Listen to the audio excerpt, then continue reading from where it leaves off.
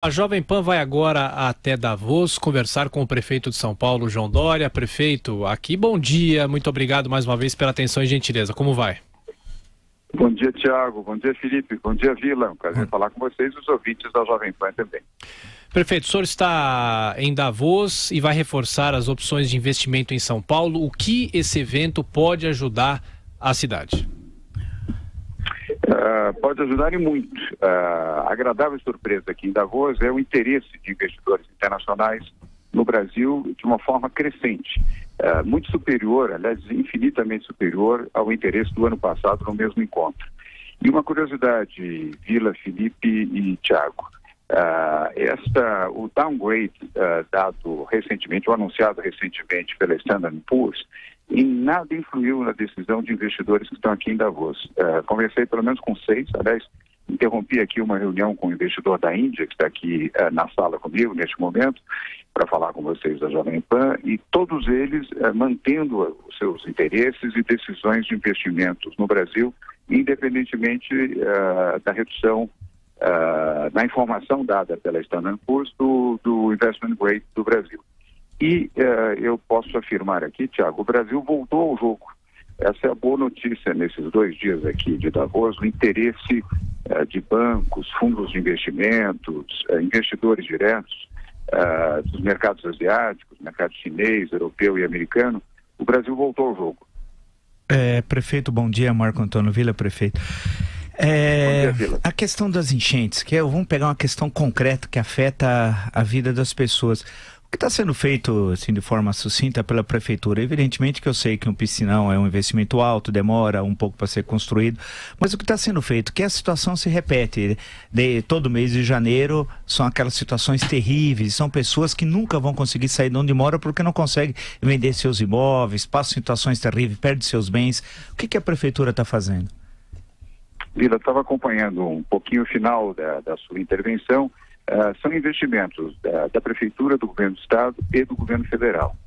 Não são investimentos pequenos para fazer piscinões e os mini piscinões, assim como a canalização de córregos. São investimentos pesados e de médio e longo prazo.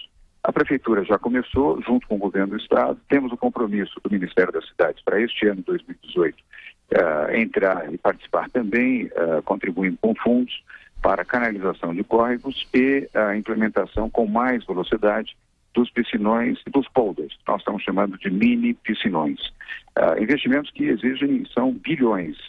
O ano passado foi um ano difícil para o governo federal, para o governo estadual, para a prefeitura, então, nem se fala. Com 7,5 bilhões de déficit que herdamos do governo do PT, foi um ano de muita dificuldade para investimentos. Este ano, com o orçamento já bem definido e aprovado pela Câmara, não é que temos dinheiro sobrando, mas recursos para os mini piscinões e os piscinões que já estavam contratados estão garantidos. O nosso desafio agora é ampliar, é aumentar o volume destas obras e tentar acelerá-las ainda mais para diminuir já para o próximo verão o efeito das chuvas. E também pedir à população, Vila, que por favor não jogue lixo na rua. Não deposite lixo nas calçadas, não coloque dejetos do lado de fora da sua casa, imaginando que por milagre eles vão desaparecer. Em qualquer chuva, não havendo a velocidade do recolhimento, esse lixo vai para os bueiros, bocas de lobo. E o entupimento das bocas de lobo leva a uma situação ainda mais dramática em várias regiões da cidade. Perfeito. Prefeito, aproveitando a ocasião, já que o senhor falou de acelerar obras, o senhor deve acelerá-las até o início de abril, né? Porque aí o senhor está saindo da prefeitura. Como é que são os seus planos a curto prazo? Ô, Vila, não podia faltar essa questão, principalmente com essa sutileza sua. Nós vamos acelerar os programas permanentemente, durante todo o ano, não apenas até o mês de abril. A Prefeitura de São Paulo está muito ativa e este ano, felizmente, repito, com o orçamento definido e aprovado, nós não teremos nenhum rombo de orçamento como aquele que herdamos da gestão que nos antecedeu. Então, repito, não que os recursos estejam em abundância, mas suficientes para realizar obras que o ano passado nós não pudemos realizar, Vila. Felipe. Prefeito, aqui é Felipe Moura Brasil. Oi, Felipe. Cada vez eu leio mais notinhas na imprensa sobre a eventual candidatura do vice do Geraldo Alckmin, Márcio França, e o senhor também está cotado para ser candidato ao governo do estado. e acho que aliados de Alckmin também soltam notas na imprensa sobre a posição dele em relação a essas duas candidaturas, quer dizer, do vice dele e sua, um afiliado político dele praticamente. Existe a chance de chegar-se a um consenso até abril, pelo menos, de uma candidatura única? Vai haver duas candidaturas? Qual é a sua posição a respeito disso? Felipe, a minha posição primeiro é apoio incondicional ao governador Geraldo Alckmin para a sua candidatura à presidência da República. Não obstante as prévias que haverão no dia 4 de março, Geraldo Alckmin será eleito e será o candidato do PSDB, e espero que também de uma coalizão de vários partidos à presidência da República. Esse é o ponto importante, coalizão, fortalecimento de Geraldo Alckmin para a sua candidatura à presidência. Em São Paulo, que será o epicentro das eleições presidenciais, o maior colégio eleitoral do país, é o estado de São Paulo.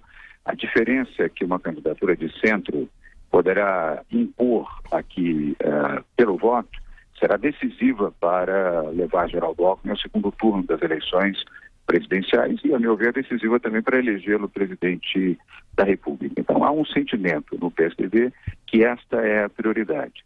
Respeitamos a decisão do vice-governador Márcio França de disputar as eleições aqui no estado de São Paulo, mas eu vejo praticamente sem nenhuma possibilidade do PSDB apoiar uma candidatura que não seja do próprio PSDB, não desrespeitando o direito e a candidatura do vice-governador Márcio França. Ô prefeito, como um importante integrante do PSDB, que posição o senhor tem em relação ao julgamento de Lula amanhã? O senhor é daqueles que dizem que preferem derrotar Lula nas urnas e que ele não seja impedido de se candidatar? Qual é a posição do senhor em relação a esse importante julgamento de amanhã? Tiago, é defender a justiça, defender a lei. Lula será condenado amanhã. Resta saber se por 3-0 ou 2-1, mas que será condenado, eu estou bastante convencido. Vai utilizar de todos os subterfúgios legais que a legislação brasileira permite, felizmente ou infelizmente, essa é a realidade, para empurrar a sua candidatura até o limite de 17 de setembro. E, ao ver dos lulistas e defensores da sua candidatura, para que Lula continue sendo candidato nas eleições no dia 1º de outubro. Eu, pessoalmente, espero que ele seja condenado pela justiça, pague por isso na prisão, pelos crimes que cometeu. Isso, estamos falando do primeiro processo, Tiago, sem contar os outros 6 processos a que ele responde na justiça. Mas o ideal é que ele pudesse ser derrotado nas eleições, vencido nas eleições, porque aí acaba o mito. E quem irá para a prisão será o Luiz Inácio Lula da Silva, que enganou o Brasil durante 13 anos. Aliás, se me permite uma consideração e uma informação, Tiago, Felipe e Marco Antônio Villa, é notícia hoje em todos os jornais aqui na Europa o julgamento do ex-presidente Lula amanhã. Estou aqui, aliás, com a edição, internacional do Wall Street Journal de hoje, a chamada de capa o julgamento do ex-presidente Lula.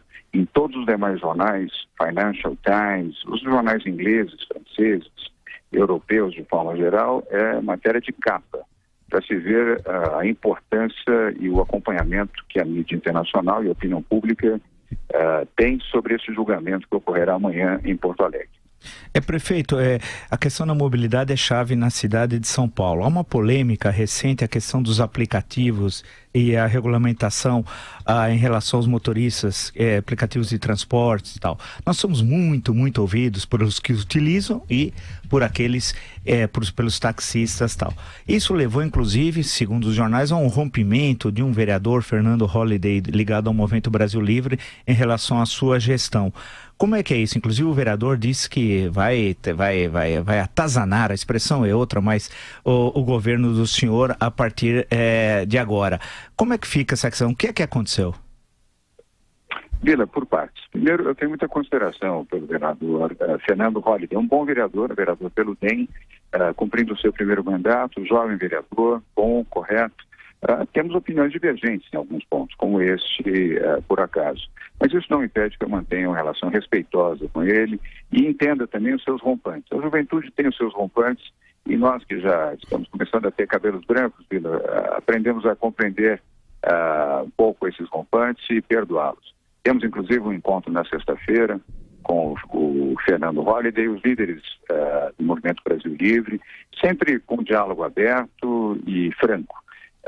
Eu respeito também o MBL, quero deixar isso claro, embora eles não sejam obrigados a concordar com todas as posições que nós defendemos e nem nós obrigados a concordar com todas as posições do MBL.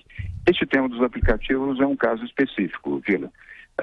Eu sou totalmente a favor dos aplicativos, já me manifestei várias vezes, aliás, reafirmei isso perante as empresas que hoje ocupam essa posição de explorar aplicativos em São Paulo, Uber, Cabify, 99 Táxi, são 4, se eu não me engano, empresas que operam. Mas tudo tem que ter regulamentação, Vila. Em nome do liberalismo, não dá para imaginar que as pessoas possam trabalhar, ganhar dinheiro sem pagar impostos e sem seguir regras. Isso não existe. No mundo civilizado, mesmo no mundo liberal de primeiro mundo, não existe isso. Então as regras devem existir e devem ser iguais, tanto para os motoristas de táxi, que são cerca de 40 mil na capital, como os mais de 100 mil que atuam nos aplicativos. São geradores de emprego importantes, geradores de renda, atendem bem a população, são prestativos, nós entendemos, compreendemos e valorizamos isso. Mas não dá para não ter regras. Por exemplo, não dá para imaginar que as empresas que operam não paguem seus impostos correta e adequadamente.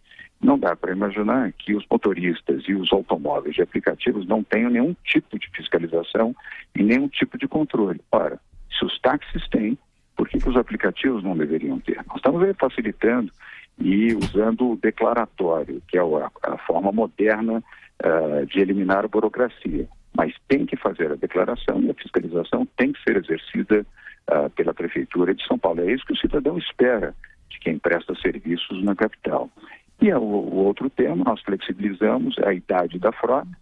Originalmente, a decisão da Prefeitura era de 5 anos. Dadas observações, ponderações feitas pelos aplicativos, também pelo vereador Fernando Holliday, nós repactuamos para 8 anos, ou seja, automóveis a partir de 2 de janeiro de 2010 são aceitos normalmente. E temos um prazo para que os veículos mais antigos possam ser trocados por veículos mais novos numa faixa de idade de 8 anos, de janeiro de 2010 para cá. Outro aspecto também importante em relação ao emplacamento. Vila, não faz sentido que locadoras de veículos façam o emplacamento dos seus automóveis em Belo Horizonte ou Curitiba para fugir do pagamento do IPVA da capital de São Paulo e tenham os seus veículos sendo utilizados aqui, ganhando dinheiro na capital de São Paulo sem nenhuma contribuição à cidade. O asfalto, a sinalização, a equipe do CET, iluminação pública, segurança, câmaras de segurança, enfim, todos os serviços da cidade são colocados à disposição. Não faz sentido que milhares de veículos sejam emplacados fora da capital porque tem 2% a menos de imposto numa outra cidade.